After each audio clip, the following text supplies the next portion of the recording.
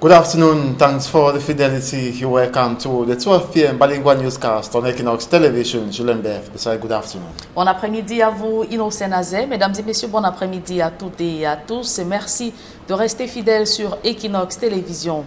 Lutte contre le coronavirus, le port du masque obligatoire dès lundi prochain. C'est l'une des mesures complémentaires prises hier à l'issue de la réunion du comité interministériel chargé de suivre et d'évaluer la mise en œuvre de la stratégie gouvernementale de riposte contre le Covid-19. Cette rencontre était présidée par le Premier ministre. Je vous suggère de suivre la réaction ou ces différentes mesures présentées par Joseph John Gouté. Au terme des échanges qui ont suivi les différents rapports présentés au cours de cette réunion, les mesures complémentaires ci-après ont été prises conformément aux très hautes directives du chef de l'État. 1. La généralisation du port du masque à compter de lundi 13 avril 2020 dans tous les espaces ouverts au public. Le ministre de l'Industrie a été instruit de publier les normes et spécifications techniques en vue d'une production massive et locale de 10 masques. 2. La production locale des médicaments, des tests de dépistage, des masques de protection et des gels hydroalcooliques par les institutions nationales compétentes sous la responsabilité du ministre de la Recherche scientifique en relation avec le ministre de la Santé publique. 3. La mise sur pied des centres spécialisés de traitement des patients de Covid-19 dans tous les chefs-lieux de région, suivant le modèle des hôpitaux de campagne, pour accueillir les malades en cas de pic de l'épidémie et permettre aux hôpitaux de fonctionner normalement. 4. L'intensification de la campagne de dépistage du Covid-19 avec la collaboration du Centre Pasteur et de ses démembrements, ainsi que des autres institutions sanitaires appropriées. L'accent sera mis sur les foyers de contamination déjà identifiés. 5. L'intensification de la campagne de sensibilisation en zone urbaine et rurale, aussi bien dans les 2 langues officielles que dans les langues locales, à travers des voies complémentaires de communication à définir par le ministre de la Communication, avec l'appui des autorités administratives, municipales, traditionnelles et religieuses. 6. La poursuite des activités essentielles à l'économie dans le strict respect des directives du 17 mars 2020 et des gestes barrières recommandés par l'Organisation mondiale de la santé. 7. La sanction systématique de tout contrevenant aux mesures de restriction en vigueur et de confinement imposées aux personnes à risque. Joseph John Gouté, Premier ministre, présentant les 7 nouvelles mesures complémentaires à celles prescrites par le chef de l'État Paul Biya le 17 mars dernier pour barrer la voie contre le Covid-19 au Cameroun. 6 régions sur 10 touchées par le coronavirus au Cameroun. 22 nouveaux cas positifs ont été identifiés hier et 61 patients ou personnes guéries, c'est le nombre, 61 personnes sont déjà guéries de cette maladie. C'est l'essentiel des chiffres communiqués par le docteur Fané Mahamat, directrice de la promotion de la santé au Cameroun. Nous l'écoutons dans ce reportage de Emmanuel Job et Aïk Cyril. L'opération de testing général se déroule à Douala. Le ministère de la Santé publique fait savoir que un peu plus de 25 000 personnes seront effectivement prélevées à Douala. Des chiffres annoncés par le directeur de la promotion de la santé au ministère de la Santé publique. Le docteur Fane Mahamat fait le point de la situation de la pandémie du coronavirus au Cameroun. 80 366 ménages ont été visités et sensibilisés. 198 640 personnes ont été évaluées avec 85,2% de taux d'acceptation contre 14,8% de refus.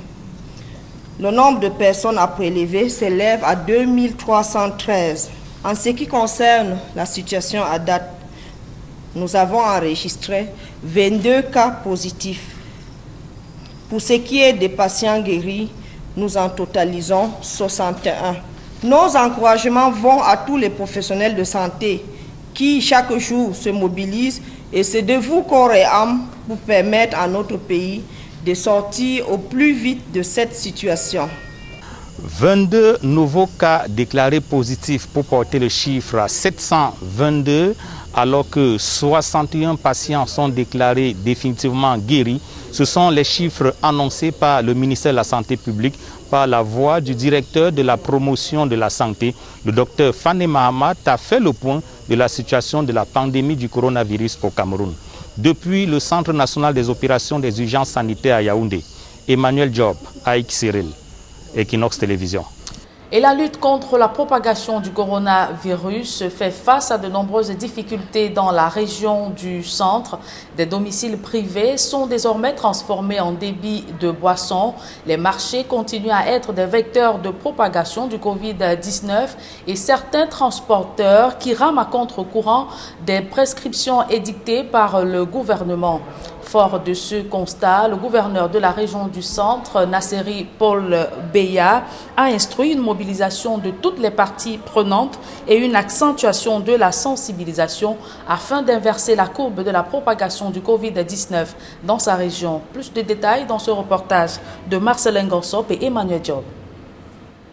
Le Cameroun vient de franchir la barre de plus de 700 cas confirmés de coronavirus, dont plus de 400 cas pour la seule région du centre. Suffisant pour que le gouverneur monte au créneau. Continuer donc à sensibiliser les populations sur la nécessité de savoir que ces maladies est réelle.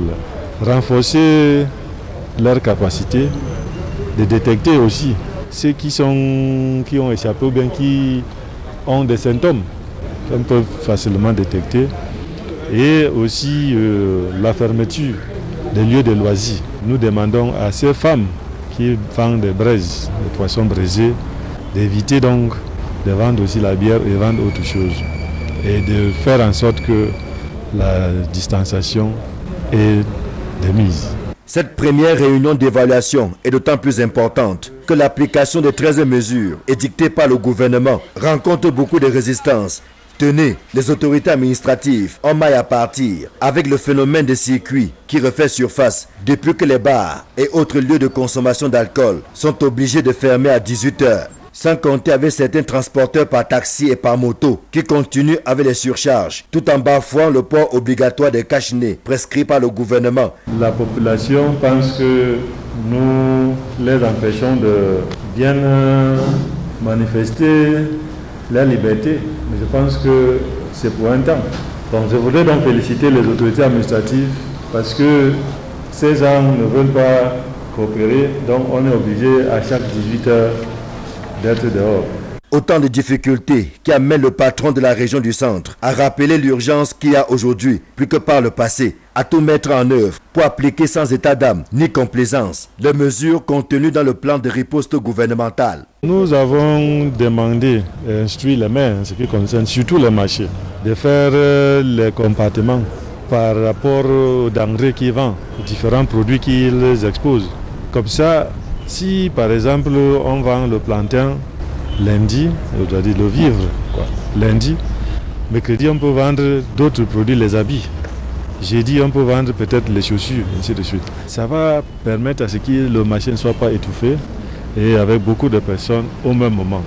Les mesures d'hygiène, véritables barrières contre la propagation du coronavirus, ne sont pas en reste. C'est cette histoire de lavage de mains.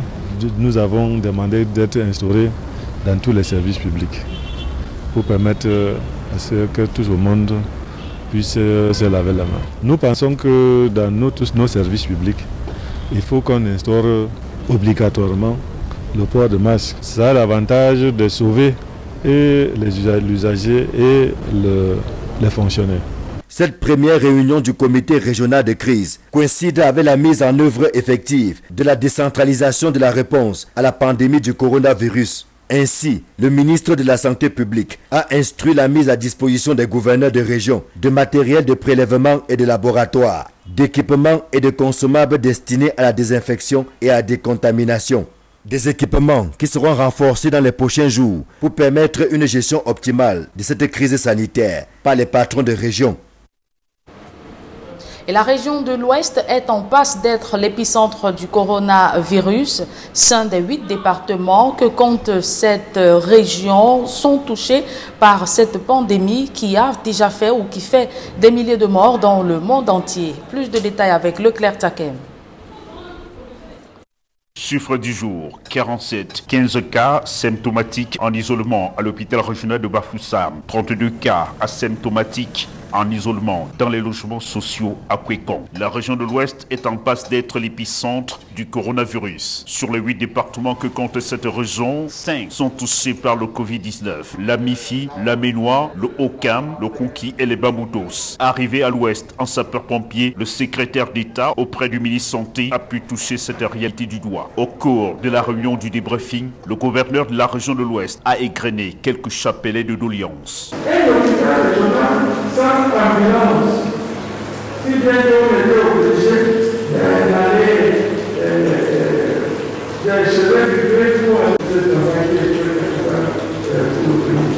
L'hôte du jour rassure. Et tout ce qui est nécessaire pour mener ce combat, donc y compris la logistique du transport, donc par exemple les ambulances. Donc certainement, monsieur le gouverneur de la région de l'Ouest sera satisfait et les doléances de kits sont déjà dans le magasin. C'est une question d'envoi. Dès la semaine prochaine, il y aura une équipe technique qui viendra de Yaoundé avec tous les matériels nécessaires. La région de l'Ouest est la 3e région la plus affectée au Cameroun. Voilà, vous comprendrez très bien pourquoi je suis ici. Après Yaoundé, après Douala, Bafoussam mérite une attention toute particulière. C'est le sens de notre mission ici, pour évaluer avec beaucoup d'attention et surtout d'encourager, féliciter le personnel du ministère de la Santé publique et les autorités administratives locales. Sur le terrain, hommes politiques, commerçants mettent la main à la pâte pour prendre la mesure de la menace. Vous avez suivi ce qui se passe dans les pays européens, dans les pays occidentaux. Et imaginez un seul instant qu'on atteigne ce niveau d'infection au Cameroun. Ce sera l'hécatombe. Parce que nos structures hospitalières ne nous permettent pas de répondre aux exigences de la prise en charge de cette infection. Il ne nous reste plus que la prévention. L'État a pris un certain nombre de mesures pour protéger la population. Nous, en notre qualité de membres d'IADP, Camerounais doivent porter le cache-nez. L'arrondissement de Bafoussam premier, nous avons pris d'autres dispositions en plus des autres que nous avions déjà prises pour lutter contre le coronavirus par les agents communaux. C'est de localiser les points de grands attroupements et de désigner les points focaux pour pouvoir leur laisser la continuité du service. L'action d'aujourd'hui consistait en la lutte contre le coronavirus organisée par le secteur fruits pour la désinfection du marché des fruits et de tous ses environs. En l'occurrence, la rue partant du Golden Center jusqu'au marché A et la rue pour venir et manger quoi. Alors que nous sommes en train de lutter contre un virus qui est en train de faire des ravages partout dans le monde. Les populations doivent jouer leur partition pour avoir moins de dégâts, cela en respectant les mesures barrières édictées par le gouvernement camerounais. Et ce public reportage avant de mettre un terme à la première partie de ce journal. Sounou Assurance s'engage également dans la lutte contre la propagation du coronavirus. Cette compagnie d'assurance vient de doter l'hôpital Akintini de Douala d'un matériel adéquat pour limiter la propagation de la pandémie. Un don à hauteur de 30 millions de francs CFA. Reportage. Aspirateur, 6 tensiomètres électroniques, 4 laryngoscopes, 8 thermoflash, 4 saturomètres, 2 humidificateurs, 2 pousserinques, 5000 masques, 5000 paires de gants, 700 litres de gel hydroalcoolique, un respirateur. Sounou Assurance a sorti le grand jeu en guise d'appui à l'État camerounais dans la lutte contre le coronavirus. Le don revient au ministère de la Santé publique qui a désigné l'hôpital Lac-Quintini de Douala comme bénéficiaire. Nous sommes en tant que bénéficiaires particulièrement heureux de recevoir ce don-là. Ce don est original parce que la dualité, l'objectif de ce don est non seulement la prise en charge des cas, la prise en charge des malades difficiles avec un respirateur, mais aussi de protéger les soldats de la santé que nous sommes. Nous sommes en première ligne et il est important que la générosité et la solidarité nationale se manifestent à l'endroit des soldats par le truchement de plus d'équipements de protection individuelle. L'hôpital Lac-Quintini, qui reçoit ces équipements essentiels, est le point focal de la lutte contre le Covid-19 dans le littoral. En raison de la propagation exponentielle de la pandémie dans la région, la formation hospitalière doit faire face à des défis coriaces avec des moyens plutôt modestes, suffisants pour que le maire de la ville, par ailleurs président du comité de gestion de l'hôpital, en appelle à un usage parcimonieux du matériel reçu de Sunio Assurance. Je crois que le matériel est confié à des professionnels, à des hommes et des femmes qui ont été formés et qui sont aguerris. Nous souhaitons bien évidemment qu'ils en fassent le meilleur usage. En réalité, nous aurions souhaité que certains de ces matériels ne soient jamais utilisés parce que certains vont arriver pour soigner des cas graves. Et nous souhaitons qu'il y ait le moins de cas graves possible. Mais malheureusement, ces cas vont arriver.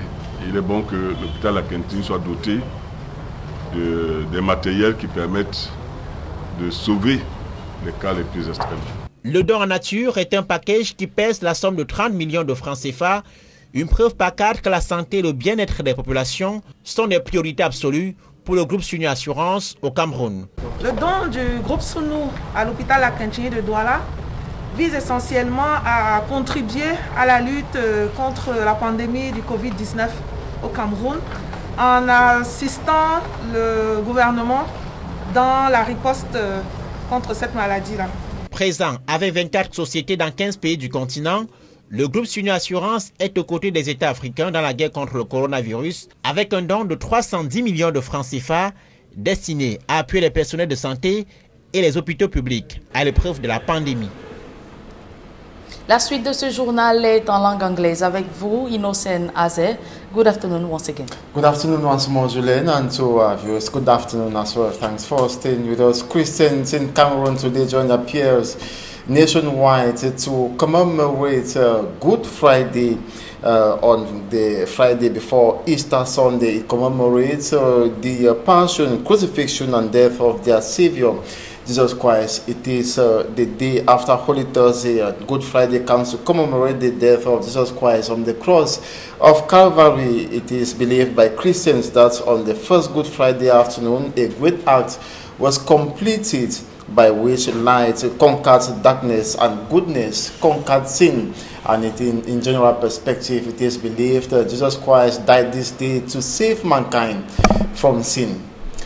We now talk about 4 persons who have been killed, that is by a fallen collapsed story building in Obili in Yaoundé, the nation's political capital, including a 17-year-old girl who was equally trapped beneath the debris. The story building collapsed Thursday at about 8 a.m. Several others were injured and have been hospitalized. It took almost the entire day for the Army rescue team and engineers assisted by the population to search and retrieve over 10 victims, including the 4 dead bodies. Locals affirm the building was constructed with materials of low quality and no respect of construction norms, and thus the owner was never issued a building permit. And we talk something else. The key axis of the president's plan to reconstruct the northwest and southwest regions have been made known. According to the coordinator, 12,000 private houses, 250 schools, and 115 health centers will be constructed or will be reconstructed in the 2 English-speaking regions of the country, ravaged by the persistent armed conflicts between separatist fighters and the military. For me, I'm Strong Sanda. There's us more. Talking to the press after his appointment to head the presidential plan to reconstruct and develop the northwest and southwest regions, abbreviated as the PPRD. Minister Paul Tasson outlined what the government of Cameroon plans to do in order to catch up the delayed development of the Walton Northwest and Southwest regions of Cameroon.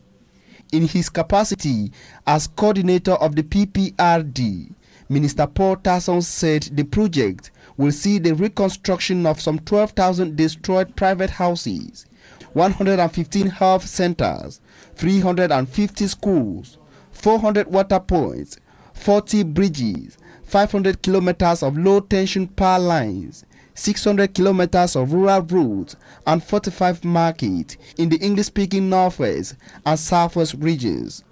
According to the government minister, the over 3 years war has retarded the economic growth of the Northwest and Southwest regions of Cameroon, noted for the production of coffee, cocoa, maize, cassava, fish, livestock, potatoes, plantains, beans, vegetables, yams and bananas. Regretting that the Southwest, for example, moved from the first to the second cocoa producer in Cameroon because of the Anglophone crisis, Minister Paul Tasson revealed that about some 25,000 kilometers of farmlands needed attention in the Northwest and Southwest regions, highlighting that the priority projects were designed based on data collected by the two regional governors. Paul Tasson said the statistics could be upgraded, as a lot has happened even after the data was collected.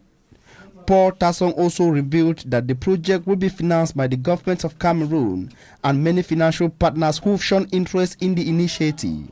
He also disclosed that the presidential plan to reconstruct the Walton Northwest and Southwest regions is different from the government of Cameroon's humanitarian assistance plan for the Northwest and the Southwest regions.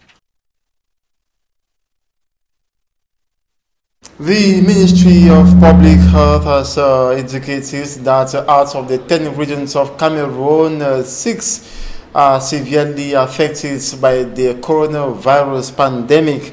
The search for cases continues on the ground, and actions will as well intensify on the field, as indicated by a decree signed last Thursday by the Ministry of Public Health regarding the massive screening campaign. 80,366 households were visited and sensitized by health teams that's in Douala, and 85.2% acceptance rate was registered with a 14.2% refusal rate noted. 2,313 people were sampled. Within the framework to decentralize the response strategy, governors have each at their level set up a system integrating the local authorities in order to make the response more efficient. 22 new positive cases have been registered Thursday, making a total of 724 contagious cases. 61 patients have recovered in total in Cameroon. The government continues to appeal for a high sense of responsibility of the populations, which should be characterized by compliance with barrier measures.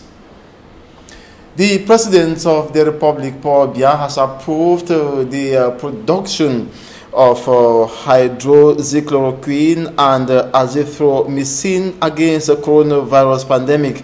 The information is contained in a press release published on Thursday, April 9, 2020 by the Minister of Scientific Research and Innovation, Madeleine Twente.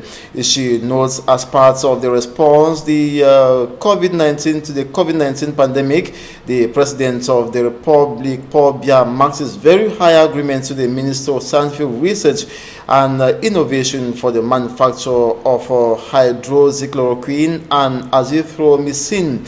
These are two drugs that are used already by many doctors as cure against the coronavirus. Amongst them, Professor Didier Raoult, a French specialist in infectious diseases.